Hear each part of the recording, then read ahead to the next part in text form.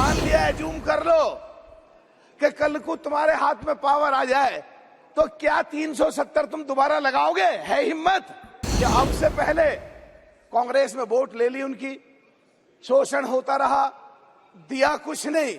अरे खुल के कहो, अच्छी बात है देश के लिए, अच्छी बात है गुजर मुसलमानों के लिए, अच्छी बात है गुजर बक्कर वालों के लिए। जब इनके नेता, बड़े नेता, शीर्ष नेता आकर के पिछड़ों की बात करते हैं तो उन्हें पहले जाकर के पीछे भी देखना चाहिए कि 2004 से 2014 के बीच में तो था, वो क्या था कि हमारे नेशनल कॉन्फ्रेंस के 3 पीढ़ियों रिश्तेदारी कर ली। क्या कभी किसी प्लेटफार्म पे आके, कि क्या कभी देश की संसद में आके वहां के गुजर मुसलमानों के, गुजर बक्कर वालों के बारे में क्या कभी इन्होंने संसद में कोई मांग रखी है? और आज अगर देश के प्रधानमंत्री कहीं जाते हैं, देश के गृह मंत्री संसद में खड़े होकर बोलते हैं ठीक गुजरों के बारे में, गुजर बक्कर वालों के बारे में, तो दिक्कत होती है। जब हम इनकी बात करते हैं तो हमें कहते हैं गए बीजेपी में, मिल गए बीजेपी से, डर रहे बीजेपी से, ईडी आ गई, इनकम टैक्स आ गई। अरे आज तक तो आई नहीं, कभी पता नहीं कब आएगी। कई लोग कहते हैं कि जम्मू कश्मीर का आते मलूक नागर खड़ा होता है और गुजरों की बात करता है, तो उन लोगों को जम्मू कश्मीर की भौगोलिक संरचना और जातीय संरचना जाननी पड़ेगी। मेरे जानने से पहले पाकिस्तान और हिंदुस्तान की बाउंड्री पे जितने भी लोग हैं और जो बगैर तनख्वाह लिए हुए और देश के लिए लड़ते हैं और मरते हैं, और वो पहले कभी पौराणिक समय में यहीं के जैसे गुजर हैं वही थे, और धर्म परिवर्तन के बाद वो गुजर मुसलमान हुए। और गुजर मुसलमानों में जो गाय, भैंस, बकरी, खास करके जो बकरियां रखते हैं पहाड़ पे, इसलिए उनको गुजर बक्करवाल कहते हैं। और जब वहां की बात आएगी और हमारे देश की बात आएगी और पाकिस्तान और हिंदुस्तान की सीमा की बात आएगी और हमारे पिछड़े लोगों की और दलितों की बात आएगी, तो अध्यक्ष जी मैं तो बोलूंगा ही बोलूंगा, क्योंकि कुमारी बहन मायावती जी पिछड़ों की और दलितों की हमेशा पक्षधर रही हैं, उनकी बात करती रही हैं। जो मैं अभी सदन में बैठा हूं, काफी देर से जो देख रहा हूं और सुन रहा हूं, अभी भी लोग कंफ्यूज हैं। माननीय सुप्रीम कोर्ट का ऑर्डर आने के बाद भी अभी भी 370 की बात कर रहे हैं, कुछ की कुछ कमी निकाल रहे हैं। अरे भाई सीधा सीधा बताओ, मान लिया है, जूम कर लो कि कल को तुम्हारे हाथ में पावर आ जाए तो क्या 370 तुम दोबारा लगाओगे? है हिम्मत? अगर नहीं है तो फिर बगैर मतलब का विरोध क्यों कर रहे हो, शोर क्यों मचा रहे हो? अगर वहां लोगों को हक मिला है, वहां गुजर बक्कर वालों को, गुजर मुसलमानों को हक मिला, 370 हटने के बाद उन्होंने मिठाइयां बांटी, और यहाँ के मुसलमानों को जो गुमराह करने की कोशिश करते हैं वो बिल्कुल एकदम अलग है। और वहां सांस घुट रहा था, उनको जानवरों की तरह ट्रीट करा जा रहा था, और उनको आजादी मिली है और उनको जो रिजर्वेशन मिला, और अभी जो 10 सीटें 10 एमएलए बन करके आएंगे कश्मीर से गुजर मुसलमान, उनके बगैर सरकार नहीं बनेगी किसी की। कि अब से पहले कांग्रेस में वोट ले ली उनकी, शोषण होता रहा, दिया कुछ नहीं।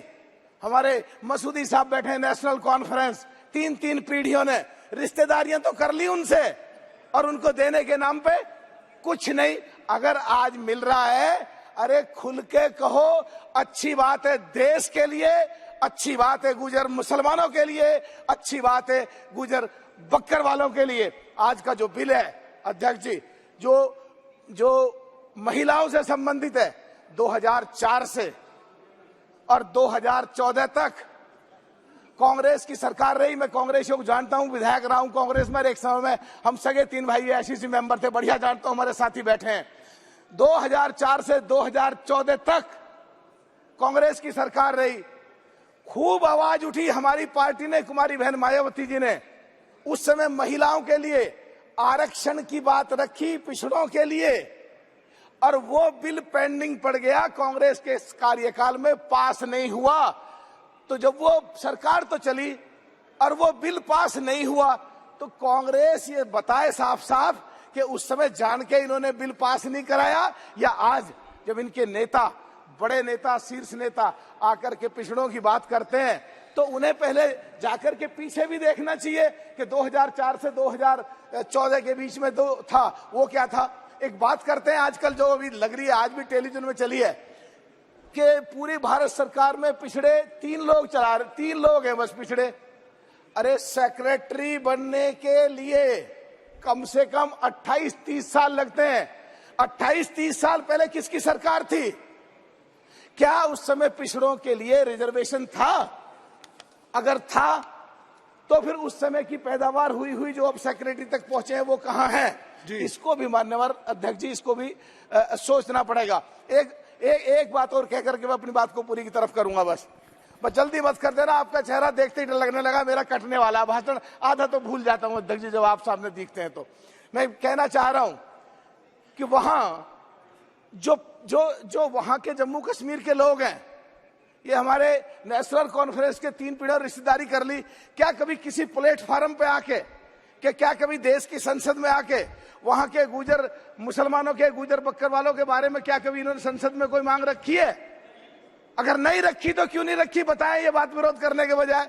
और आज अगर देश के प्रधानमंत्री कहीं जाते हैं, देश के गृह मंत्री संसद में खड़े होकर बोलते हैं ठीक गुजरों के बारे में, गुजर बक्कर वालों के बारे में, तो दिक्कत होती है। और जब हम इनकी बात करते हैं तो हमें कहते हैं गए बीजेपी में, मिल गए बीजेपी से, डर रहे बीजेपी से, ईडी आ गई, इनकम टैक्स आ गई।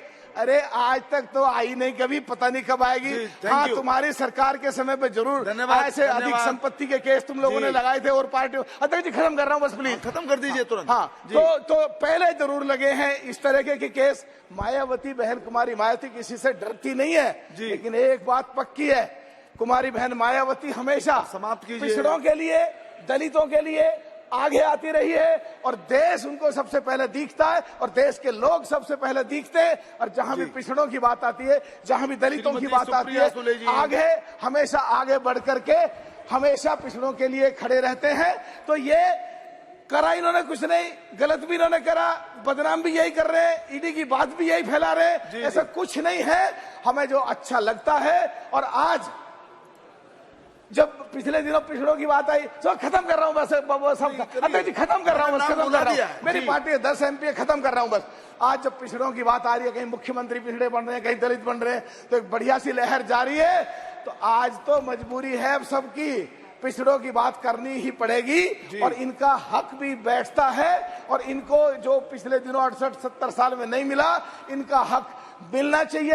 एक बात कह के मैं अपनी समापन करूंगा अध्यक्ष जी। एक मैं मांग करता हूं आपके माध्यम से सरकार से कि पाकिस्तान और हिंदुस्तान की बाउंड्री पे जो बगैर तनख्वाह के लोग लड़ाइयां लड़ते हैं उग्रवादियों से भी और वहां की फौज से भी, तो उनके लिए और उनके लेडीज के लिए, उनकी लड़कियों के लिए, बहनों के लिए, बेटियों के लिए पाकिस्तान और हिंदुस्तान की बाउंड्री से नजदीकी एरिया पे उनके लिए एक यूनिवर्सिटी बनाई जाए, उनके लिए कॉलेज बनाया जाए और एक SEZ बनाया जाए जहां वहां लोगों को रोजगार और लोगों को नौकरियां मिल सके। बहुत बहुत धन्यवाद।